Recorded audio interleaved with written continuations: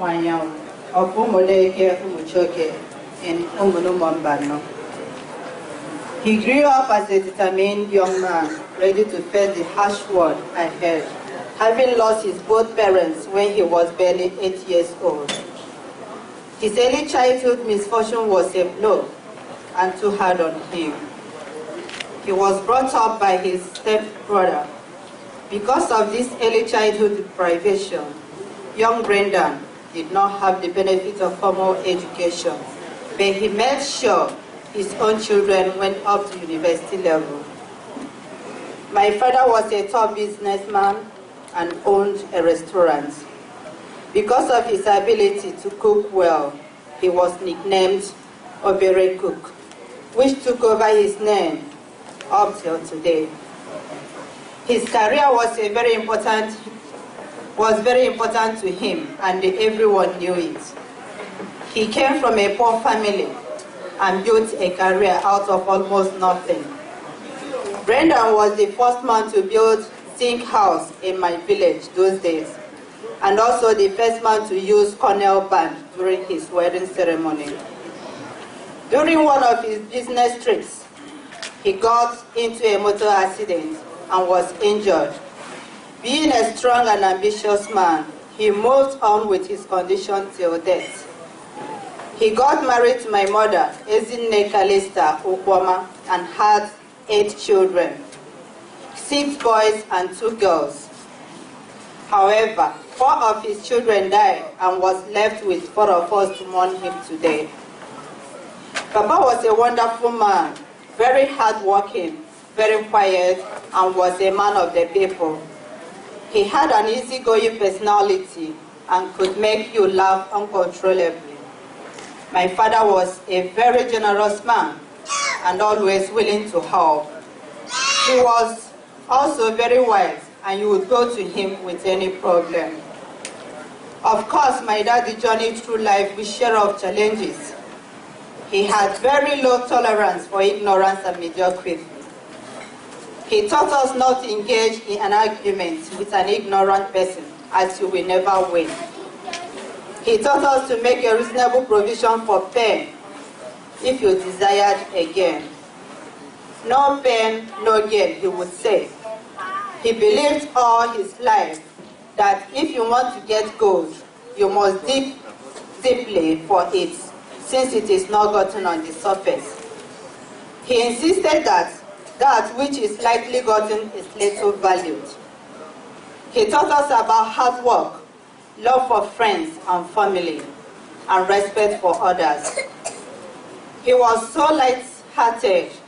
One feeling I observed, especially in his nature, was lack of enmity, animosity, and the spirit of revenge.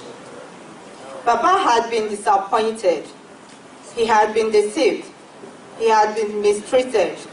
He had been maligned. Yet, in my close association with him, I never had one bitter, unforgiving sentiment pass his lips, which you are always apt to hear in the case of the successful men. My dear father abhorred injustice and had no appetite for laziness. He was young at heart and life and lived a larger life than some of us. Papa was a big man. Big physically, mentally, big of the heart and soul. The fruit of his life are large and good and wholesome, and like the words of the holy man, shall never be forgotten. To those who know him and to those who he loved, he told the tragic story of his early life, and with its struggles, trials, and tribulations.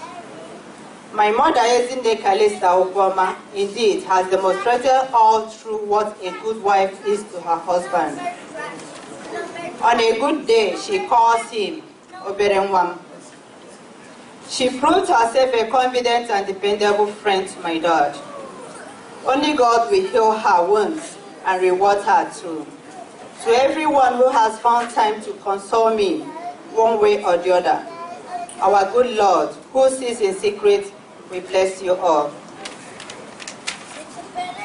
Distinguished ladies and gentlemen, please Know ye that the personality of my daddy cuts across the high and low of the society.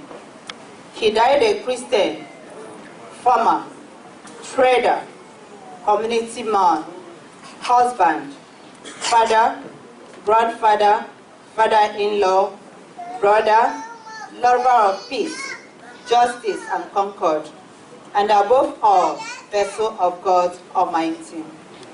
My desire is that the type of my daddy should increase and multiply in our generation.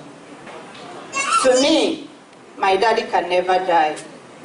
I am and I will ever remain proud that he was my daddy. I will forever love to be his daughter over and over again. To my daddy, I saw the sign that this year is your year. I made every effort to come home and see you. And for you to touch and bless my children, but all my efforts proved abortive.